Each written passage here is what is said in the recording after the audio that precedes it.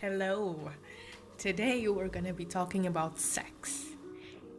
This is a conversation that includes parents, daughters, sons. Gather your whole family and let's start a conversation around Christianity and sex. And we're going to use T.I. as an example. If you don't know who T.I. is, he's a rapper. And he makes a lot of songs about having sex and this and that. But like a few years ago, he was in this podcast interview, and he says that ever since his daughter, beautiful girl by the way, ever since his daughter was like 16, he's been taking her annually to check her virginity at the doctor. Like after her birthday, there's an annual check. Now, that information came out in the end of the year 2019. So after all the backlash, I hope he stopped doing that because she was 18 at that point.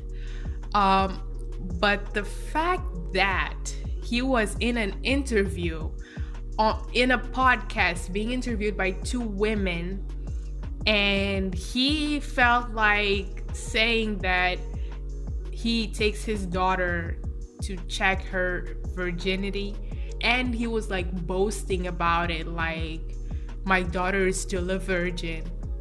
Sir, no. Let's talk about that. Let's talk about the fact that you are literally the definition of a hypocrite. Okay? Like every time you see in the Bible Jesus or even God, like in the Old Testament, calling someone a hypocrite, Tip is also another name of T.I., you know? Tip is literally the modern day example of hypocrisy. Like, you are trying to tell me that your daughter needs to have her hymen checked because you think that hymen check is a valid way to check if someone's still a virgin. Wow, that is insane. First of all, because you are treating her as if she's not the owner of her own body, as if she's not worthy if she's not a virgin. Second of all, that screams misogyny. And if you want to know what misogyny is and what's the problem with misogyny, Google it, okay? And that is also a very bad way to represent patriarchy, because if you research the term patriarchy, you're gonna find a lot of non-Christian views on patriarchy, and it's like the way we see patriarchy being applied, not the way God recommended patriarchy to be applied. I don't know. I'm pretty sure Tip doesn't know this, but I want you to know.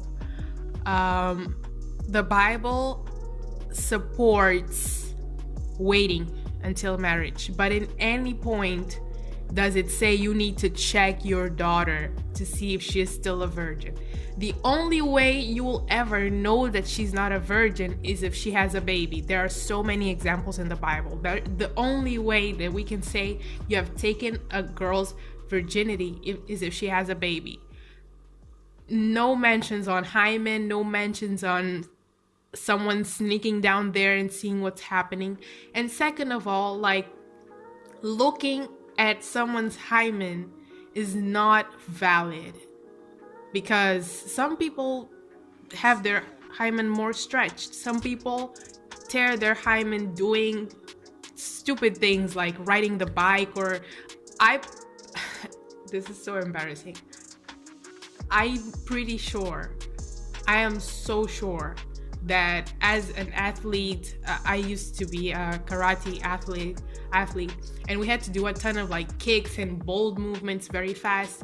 I'm pretty sure at least one female karate athlete has torn her hymen there.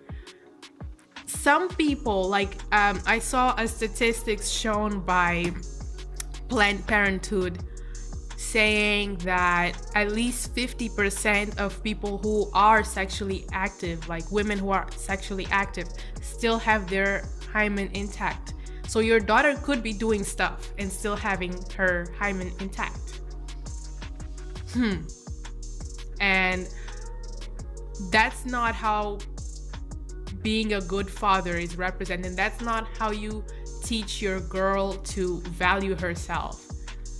You know, God instituted us as human beings with free will.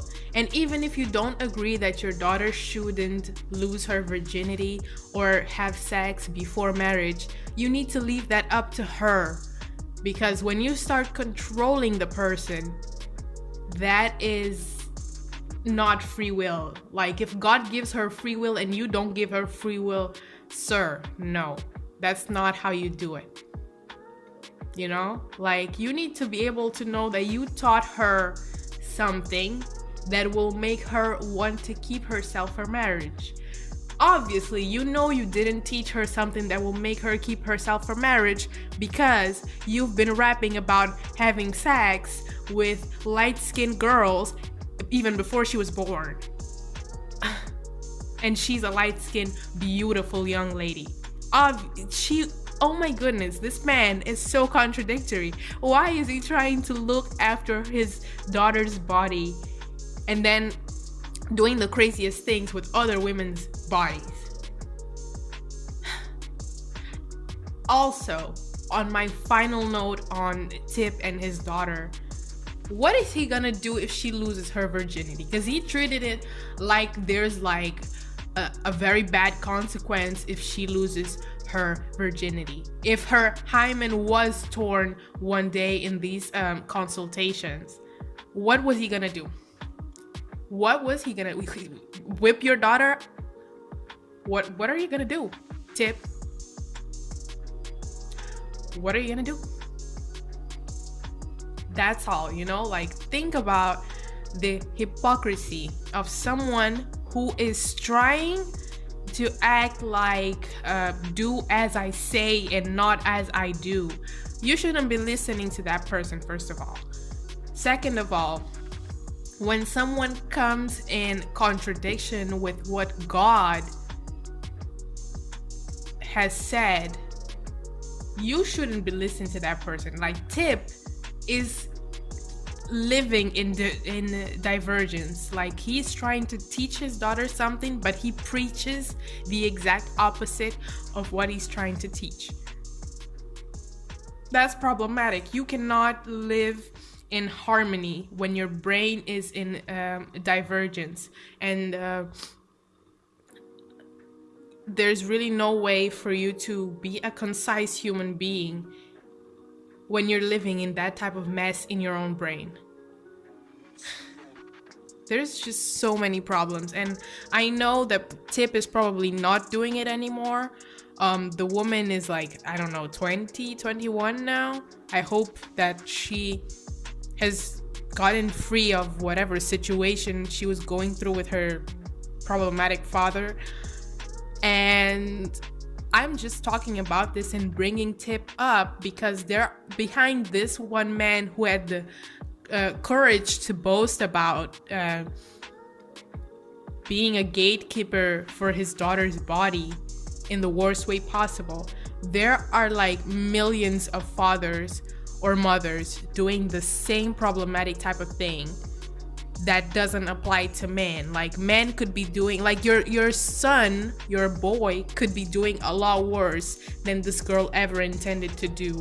And you don't have, the same way you don't have a way to check if your boy is still a virgin, you don't have a way to check if your girl is still a virgin unless your daughter gets pregnant or unless your son is baby daddy now, you know? There's literally no way. The only proof is in the pudding. And if there's no pudding, don't take her anywhere. Mind your own business. Let her do whatever she wants to do. If anything, she's gonna solve her accounts with God. Okay? Thank you. In all honesty, and just to conclude this, I know I screamed a lot. It's because the topic really bothers me. But the thing is, before you look at your parents as parents and before you look at your children as children, you need to look at each other as humans. And exploiting or controlling someone else's body is very inhumane, because it's kind of like you're saying this person is your property, and that is very, very nasty.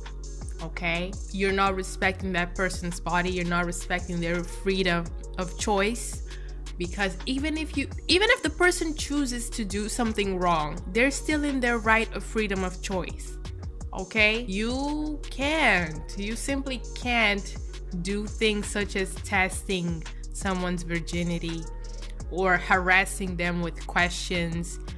And actually, you can harass someone with questions, but they have to be free enough to refuse to answer, because then both people were respected in their freedom of speech and their freedom of will.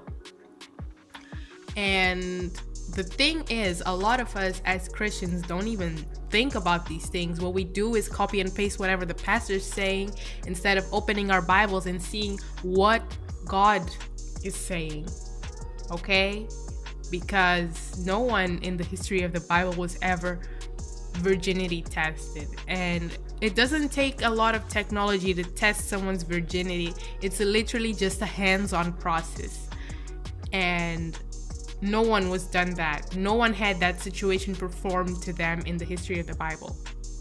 The only way people ever knew that this girl is not a virgin anymore was through the pregnancy, literally. So please, if you want to know if your daughter is a virgin or not, first of all, don't touch her. And second of all, wait for the baby. That is all I have to say for today. Goodbye. And please pray for me. I beg you. Pray for me. Pray for all of us.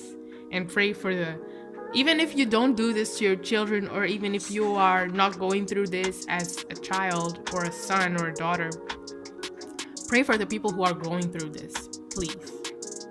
Please. Goodbye.